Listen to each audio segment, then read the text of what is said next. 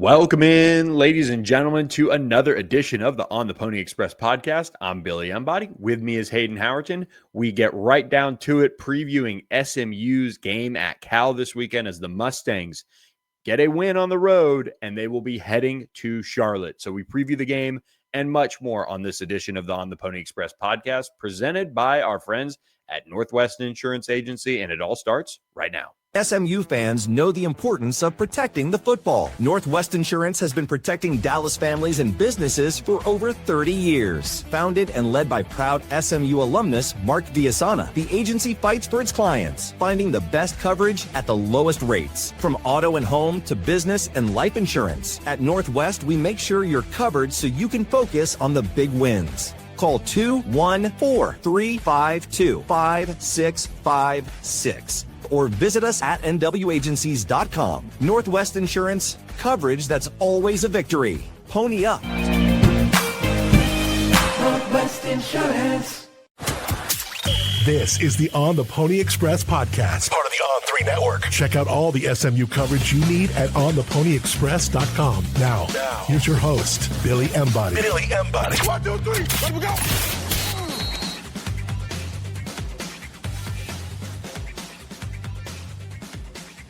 That is right. Hayden Howerton, Billy Embody here with you, previewing SMU's matchup at Cal this weekend, 7 p.m. Central Time, 5 p.m. local on the West Coast, as the Mustangs head out to play on ESPN2 again. It worked out last week for SMU playing Louisville in that one, broadcast by ESPN2. Let's see if they can have similar success with a trip to Charlotte on the line this weekend, Hayden. And if you want to ensure that, maybe talk with our friend Mark Villasana and take out an insurance policy on some of those flights that you've maybe booked with a trip to Charlotte on the line. 214-352-5656. Make sure you reach out to him. Have him check over your insurance rates, coverage, and more, and make sure it's all situated before 2026 arrives. Believe it or not, New Year is upon us very, very soon.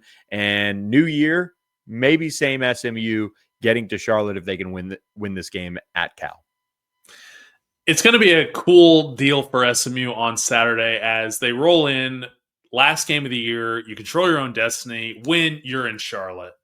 The interesting thing about it, this is only the second primetime slot for SMU. They've played it this entire season. You play the week 1 game against East Texas A&M, however long ago that feels for you guys. For some of you guys, it feels like years ago. But you get the last game of the year, the bookend game, gets you to Charlotte, and if you win this one, you're playing on primetime on ABC next week. You're 8-3. You win on Saturday. You get to 9-3. And while to some, I think with how we were looking at this preseason, maybe that's a disappointing regular season for what we all kind of predicted. But I don't think people care if you get to Charlotte and go win that game next Saturday night.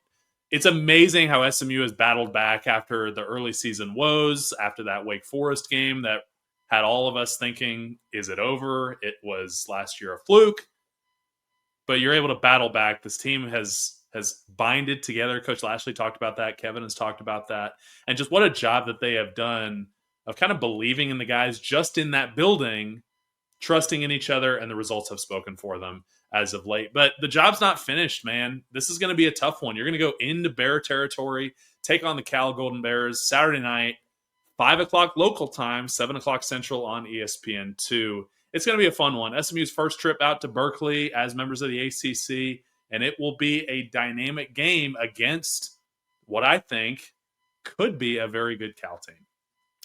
Yeah, they're reeling from the loss of their coach, Justin Wilcox, fired on Sunday after that loss to Stanford. But still, maybe that breeds some motivation. Maybe it breeds some quit. Who knows? We're not going to find out until we see these two teams on the field Saturday evening in Berkeley. But first, to get there, might be wise to take Status Jet for a spin. Our friends at Status Jet will give you a discount on a round-trip flight when you mention On the Pony Express. So make sure you call up David Henry and his team today to get more information on what they can do for you as far as a discount on a round-trip flight.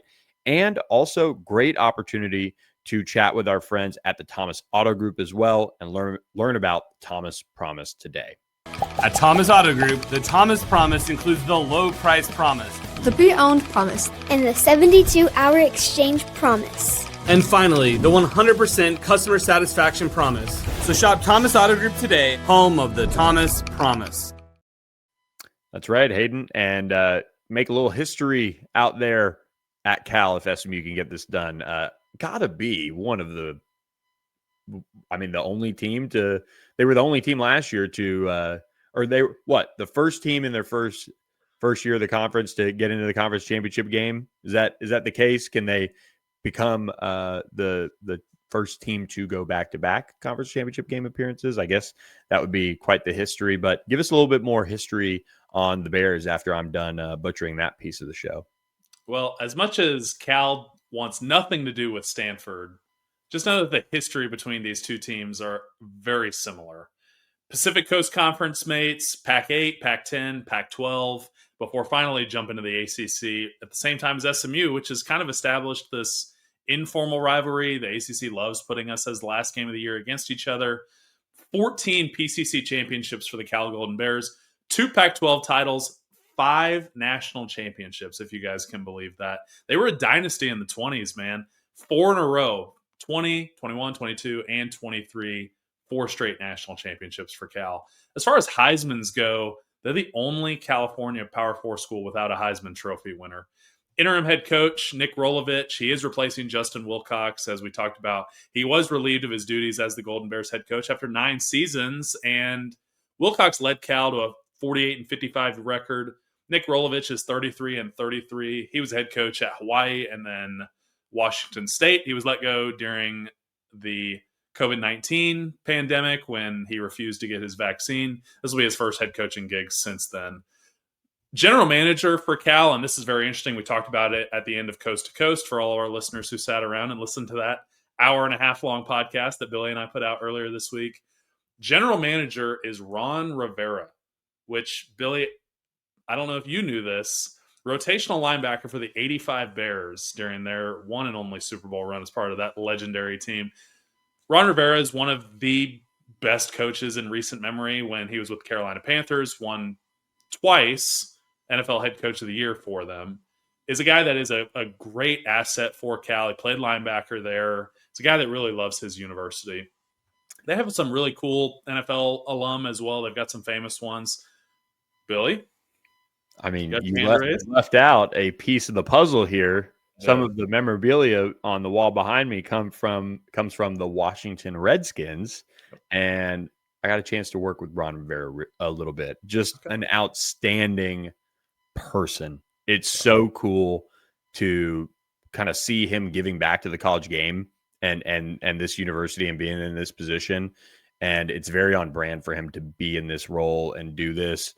He is one of the most genuine people I've ever gotten a chance to be around. So I always have like a lukewarm, rooting for him. He was always good to me when I worked with the Skins. So anyway, there you go. Continue on.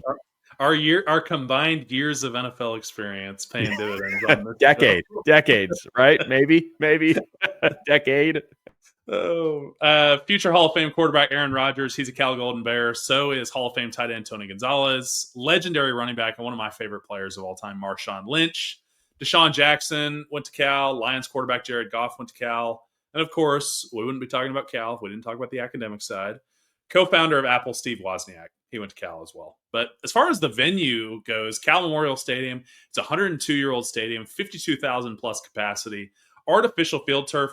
Guys, if y'all are making the trip out there, take pictures. It is a beautiful stadium. Look, you don't even have to have a ticket to go to the game, really. There is a hill just on the, I believe it's the west side, Tightwad Hill, where you can just sit on the hillside and have a perfect view of the game because the stadium is built on top of a fault. So Hayward Fault is where it's built on top of. It's built in 2 halves to prevent the cracking of the stadium. One half of the stadium is actually built into the foothills where Tightwad Hill fits. If you're on the other side, the bay side, that is built more into just the streets. But you can either, depending on where you're seated, you can see the foothills, you can see the California Bay. It's going to be a really scenic atmosphere, especially with a 5 o'clock kick as the sun will be setting. Hopefully it will be a beautiful day for this game. Recent history for Cal, they're 6-5 in 2025. They've already secured bowl eligibility. So Mustangs will not have to play spoiler on Cal's senior day to that and give the Bears an extra reason to play hard. which the senior day aspect, I think, adds a little bit of a wrinkle to it, guys, especially without a head coach. Ask me how that goes. This will be the third meeting all time between SMU and Cal. SMU's 2-0 in this series, a 13-6 win in 1957 in Northern California, and then the 38-6 drumming last year in Dallas, where they did not have Fernando Mendoza, made a business decision not to play in that game. A little bit of a one-sided couple games that have been played, but ultimately we're expecting a nice ball game on Saturday afternoon. Yeah, it's going to be a good one, I think, just from aesthetics with the sun going down out there in California, and SMU with everything on the line as the evening will turn tonight, and a chance for them to have quite the overnight party on the plane ride back. They're probably going to get back at 6 a.m., 5 a.m. Dallas time at least, flying out from the West Coast. So going to be an opportunity for them to continue this run of wins over Cal, moving to 3-0 if they can get this one done. Obviously would be the most important one. Last year's game against Cal, SMU already had the ACC Championship appearance in the bag. Now they're looking to obviously punch their ticket all the way to the other coast to face off against whoever they get to draw against in the ACC Championship. And make sure, as far as punching your ticket, you punch your ticket with the right support around you and your business this holiday season. It's a great time to transition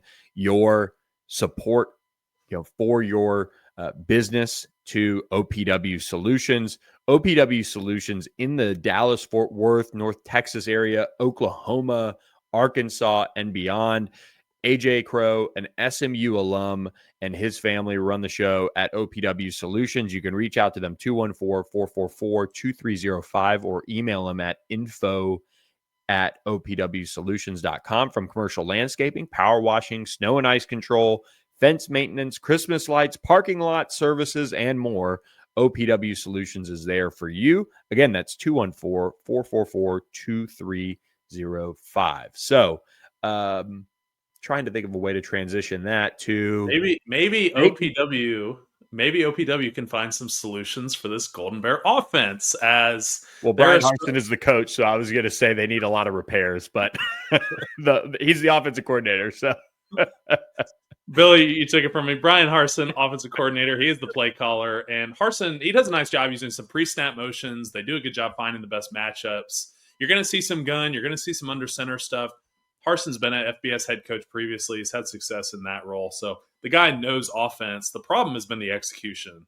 This is the 104th total offense in the country, 96th best scoring offense. Passing efficiency, they've got a really young quarterback. I'm kind of taking this one with a grain of salt. 87th in the country. One that is inexcusable to me is this rushing offense for Cal. Last in the country, 134th overall at just over 72 yards per game. Should be a Thanksgiving feast for our defensive line on Saturday. It really should.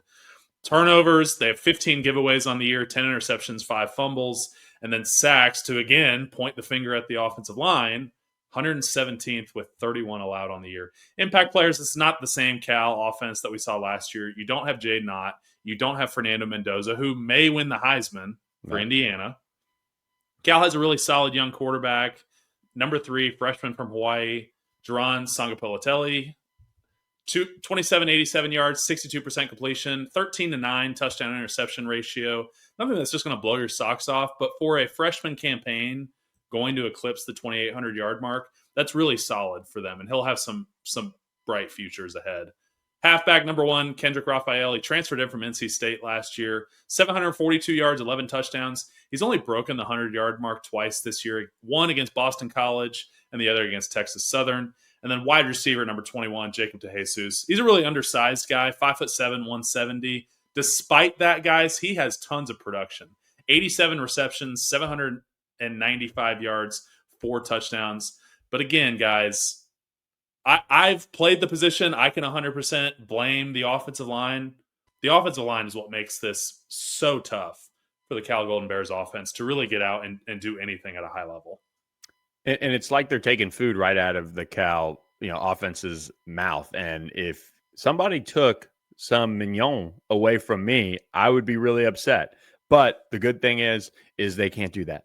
Mignon is in Plano. It's been there for years and years and years, as former SMU offensive lineman Nick Natur and his family have been putting together incredible meals for the DFW area at their spot right there in Plano. Mignon, easy to get to. It's right on Preston Road. You can't miss it. It's got the lakeside patio for you guys to enjoy. They have brunch on Sundays, so keep that in mind. A great way to send off everybody as they're leaving your home from this holiday weekend is make a brunch reservation with our friends at Mignon, and they serve dinner 7 days a week. So a fantastic way to maybe do something Wednesday night. You can probably still get reservations. They're doing a special, I'm sure, Thanksgiving menu as well. If those of you who maybe don't have somewhere to go want to go have a great meal with our friends at Mignon. So you can go there and enjoy it. Maybe a glass of champagne at the bar. You really treat yourself if SMU gets that win on Saturday, because dessert the day after SMU wins the football game is free at Mignon. So whether that be brunch or dinner, you mentioned on the Pony Express, you get free dessert. So get that reservation fired up for Sunday, Hayden, and we'll see you at Mignon in Plano. I'm gonna get one of those celebratory old fashions that I saw. Yeah, those through do there. Mm-hmm. That would be a good one to get into. Another really good thing happening for Cal, as their offense is on the other side. That's where they don't want to be. I think their defense is really solid. Defensive play caller, defensive back coach Terrence Brown. He is the co-defensive coordinator with outside linebacker coach Vic So'oto. Scheme-wise, Coach Lashley talked about it a little bit in his Tuesday presser. They're going to run some man. They're going to run some cover 3. That's going to create some issues. They're going to have an extra hat in the run game. They're going to have some of these low safeties that are going to take away some of the big runs, these big explosives that SMU's been able to hit the last few weeks. But it does open up the possibility for some passing game explosives if these safeties are going to be playing downhill, if they're going to be playing a bunch of man-to-man. SMU's got man beaters drawn up of, regardless of what look that they're in, if Kevin can determine where the gap in this defense is going to be, whether they're in 0, 1, 3, whatever coverage they're going to come out and get, they are bound to give up some kind of explosive play in these games. Rhett Lashley was very complimentary of this defense. They look better on tape than the stats reflect. They gave up 45 points versus Duke, 29 against Louisville, 42 against Virginia Tech. Stat-wise, they're the 48th total defense in the country. Scoring-wise, they're 76th. Passing defense is where this defense shines. 25th in the country. Really great defensive backs. They had 3 drafted last year. It was one of those where I didn't know how they were going to end up reloading, but Terrence Brown is one of the elite defensive back coaches in America. Rushing defense, this is some place that I think SMU can take advantage of despite the low safeties. 82nd, giving up 156 yards per game. Turnover-wise, SMU is sitting at first in defensive turnovers. Cal is sitting at 87th. 12 turnovers, 7 interceptions, 5 forced fumbles. And then they aren't having a ton of success at rushing the passer. Only 19 sacks on the year. Good for 94th overall in the country. Impact players, I've talked about the DBs now. Hezekiah Masses, safety, 6'1", 195, 5 interceptions on the year. And this is a guy that hasn't allowed more than 5 receptions in one game all year long. Quarterbacks have a passer rating of only 44.5 when targeting him. I need to look up if he's the nation leader in interceptions. I know he was at one point. I need to check if anybody else has passed him at this point in the year. But pair that with Brent Austin, number 4. He's another really great lockdown corner for the Golden Bears. Only 20 receptions allowed through 11 games. And he's a really good tackler. A lot of times, defensive backs play corner because they can't tackle. If they can tackle, you put them at safety. But he has not missed a tackle in 3 weeks, and he's only missed 3 all year long. And then finally, I want to talk about number 0, their linebacker, Cade Olave. 3 sacks on the year, 51 tackles, and he's the Mike linebacker. I need to double-check if he wears the green dot. It would not surprise me if he does, but ultimately, he's the leader of their defense. And I think talking with some of the coaches this week, SMU is really honed in on those 2 corners and what they're able to do. They're 2 veterans, they're 2 seniors. They're guys that SMU would have loved to have seen maybe have another year of eligibility and go into the portal at some point and maybe find their way elsewhere.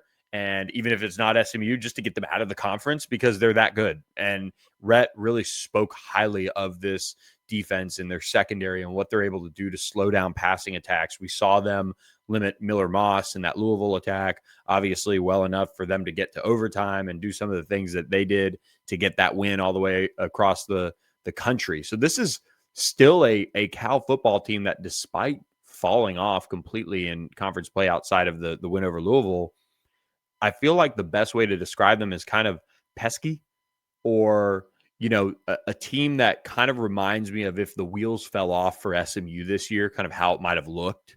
You know what I mean? Like where they have been close in certain games, but couldn't push it over the top.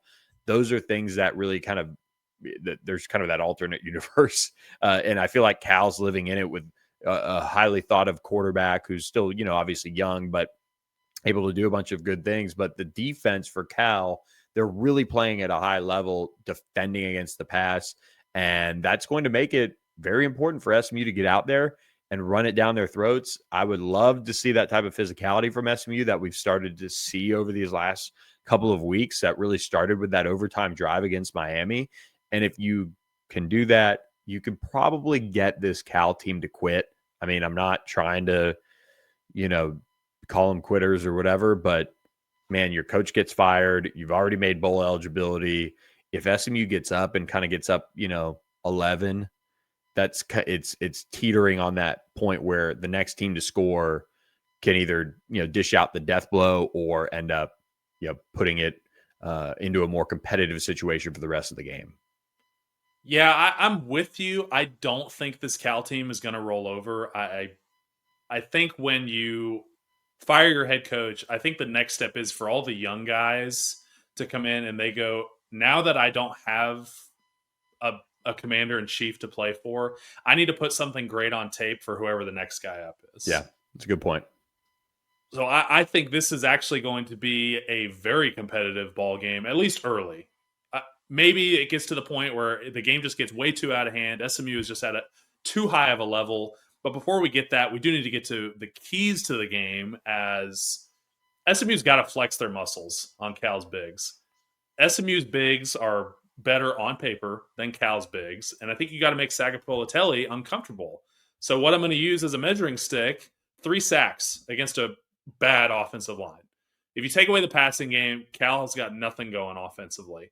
And then for our offensive line, win the rushing battles. It would be the second week in a row that you're able to do that after doing it against a very physical Louisville team. And quickly, to touch on another one of today's sponsors, Sportsmo, if SMU breaks the 122 yards rushing mark, I will donate to SMU's fund with a micro donation. It's very easy for you guys to do. Go in their app. I have it downloaded, and you're able to go in, and as I'm pulling up the app here, load up your wallet. Micro donations are all they're asking for. You don't have to be a Bill Armstrong on the app here. You can go in and donate as small as just $1.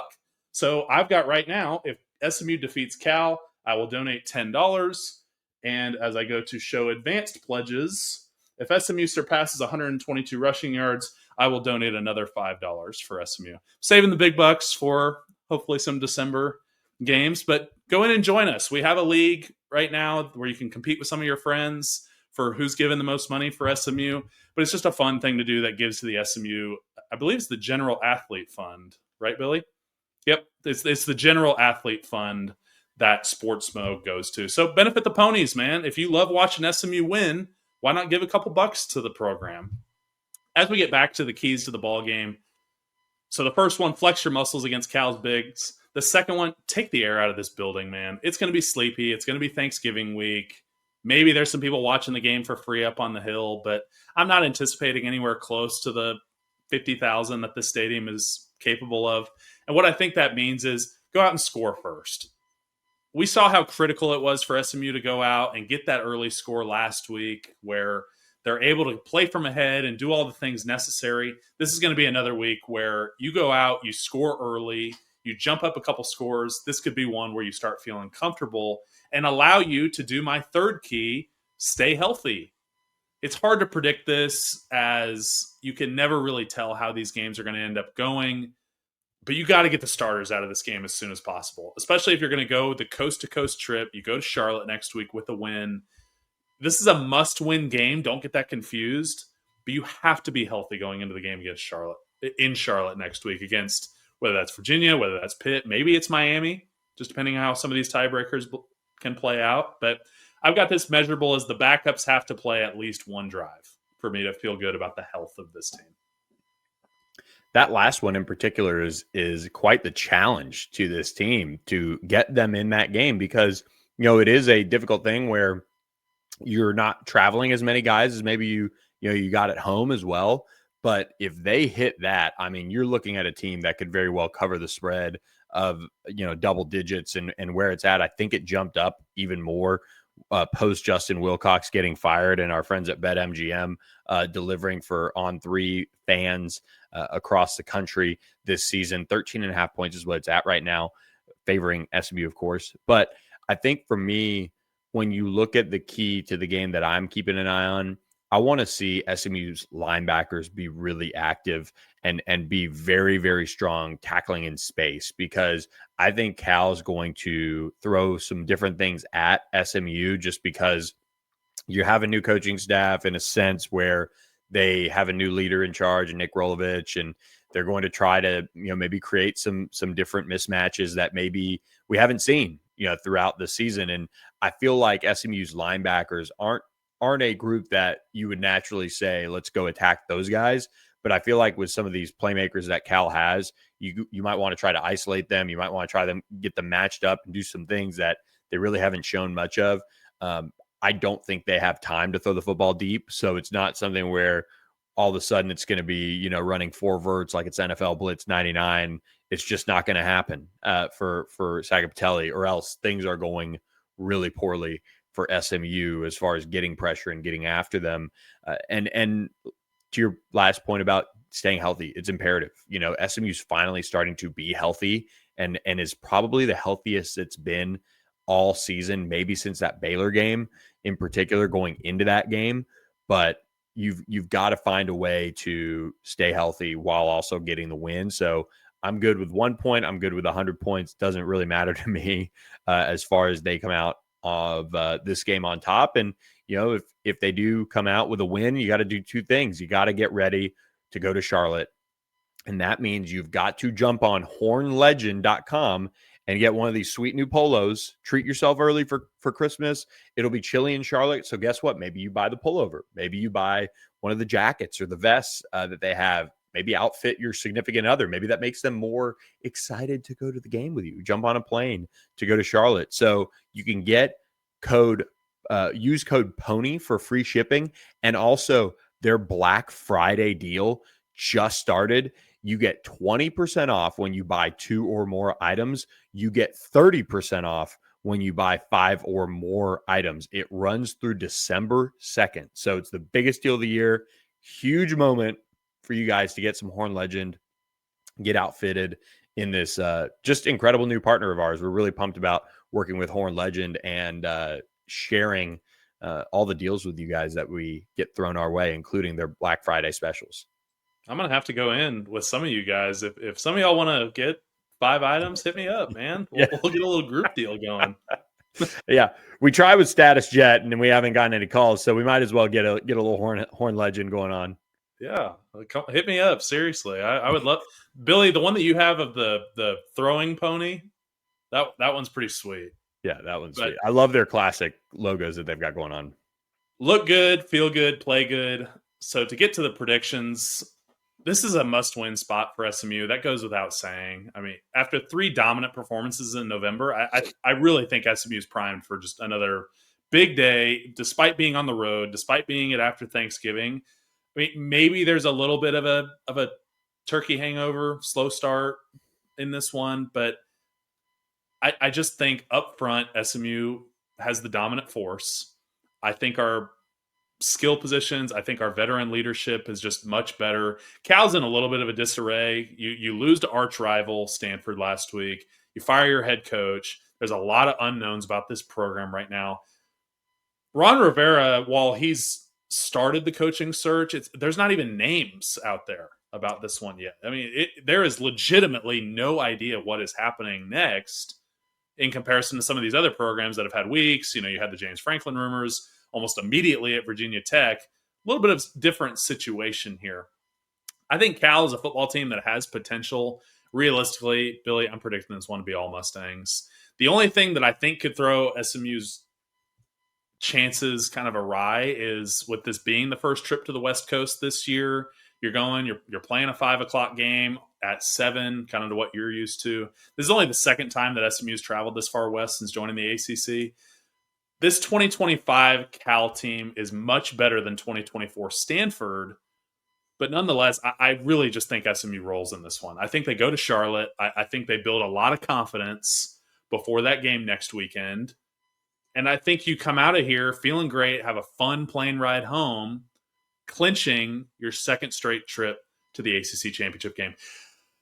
It's hard for me to predict a score on this one. I've got 31-10 as my prediction now. I think either way, either offense could be under those marks.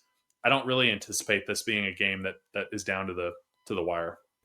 Yeah, I think I struggle with this one because you could see a world where the Cal Bears are kind of fired up, impress a new coach, and kind of try to put good tape out there, like you said.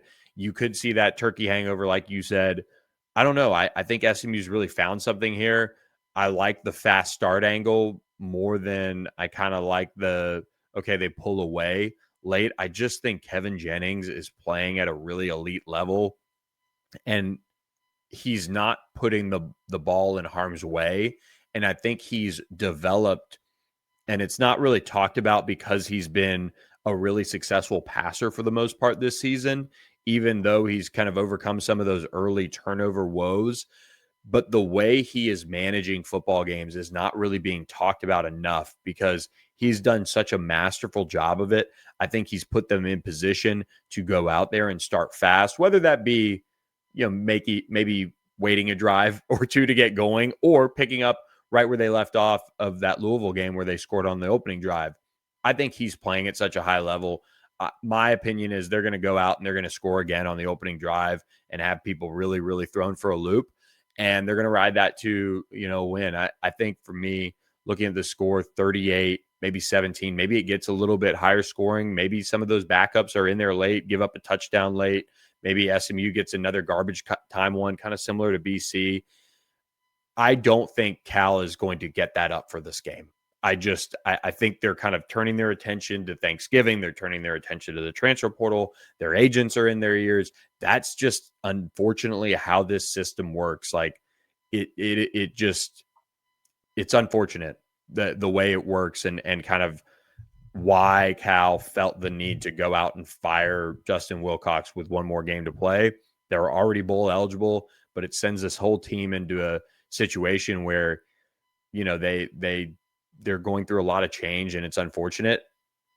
Obviously they could come out and play inspired ball for Nick Rolovich, but I think they're more likely to probably kind of go out the way they did last year against SMU in that final game. But this time they'll probably have their starting quarterback at least. Yeah, I mean, that's a great point about the agent part. That is something that I didn't have to deal with as a player, so it's something that I'm still kind of wrapping my head around. Colorado's starting quarterback will not play on Saturday. They're going to preserve his red shirt, as Dion announced earlier today, that quarterback Julian Lewis is going to sit against Kansas State on Saturday. That is the current state of college football that we are in now. It is all about preserve what you can, get paid as much money as you can, stay in college as long as possible. Why go to the NFL when you can get paid in college? So we might see some of that for Cal. Some of these guys that are maybe tweeners that are right in between either that red shirt or they're trying to stay healthy, get ready for the bowl, or get ready for another season next year. Guys, take advantage of this spot that SMU is in. It's incredible to be sitting here at 8-3, one game away from going back to Charlotte for the second straight year. SMU is a finisher under Rhett Lashley. We have not had that liberty. I will be the first to tell you that. My teams sucked at the end of the year. As y'all know, I mean, we talk about it on this pod all the time. But Rhett Lashley coach teams get better as the year goes on. Enjoy the ride. This is not normal. No. Teams come into the power conferences and struggle. Teams move up. They are not good for years. And so all of the woes, all the long years coming to get back to this point, enjoy it. Talk as much smack as you want with people at work, because as much as I hope SMU is in this spot for the next 25 years and we play for 25 straight ACC championships, enjoy this time around, guys. I think last year it felt a little easy. Guys took it for granted. And then earlier this year, we were like, wow, Billy was right. We should have taken last year one day at a time, enjoyed the ride. So I'm telling you guys this year to enjoy what comes next, one day at a time. That's all it is. Go get a win on Saturday. Enjoy that one. Enjoy the trip to Charlotte the following week if you can get that done. And enjoy Thanksgiving, everyone. We hope you guys have gotten plenty of content to fill your brain with and be able to unleash all this knowledge around SMU football to everybody at your Thanksgiving table, and do it while you fill your belly with some great food and beverages, hopefully some Socorro tequila and some epic wine. So Hayden, buddy, I'm so appreciative of you, thankful for you, and all of our listeners out there as well. Billy, I appreciate you, man. I have so much fun doing this. Thank you guys. When we do these events and you guys come up to me and talk about film room or my knowledge or things like that, like as an offensive lineman who 5 years ago, y'all probably didn't know what my face looked like. It is really special for me to have interactions with you guys and feel the love from our fans. So thank you guys so much for giving me this platform to do this, because I truly do love it. Yep. Well, a lot more to come, hopefully, for SMU football if they get a win on Saturday at Cal. We'll be having plenty to talk about, plan, and be thankful for continuing into December. So hope you guys have a great Thanksgiving. Shout out to all of our sponsors. We're so thankful for them as well. And we hope you enjoyed this preview edition of the On the Pony Express podcast. For Hayden Howerton, I'm Billy Embody. Happy Thanksgiving, everyone. We'll catch you guys next time. Thanks for listening to the On the Pony Express podcast with Billy Embody. Follow us on your socials on X at SMU_on3 and on Instagram at On3SMU. And keep it locked to OnThePonyExpress.com for more coverage.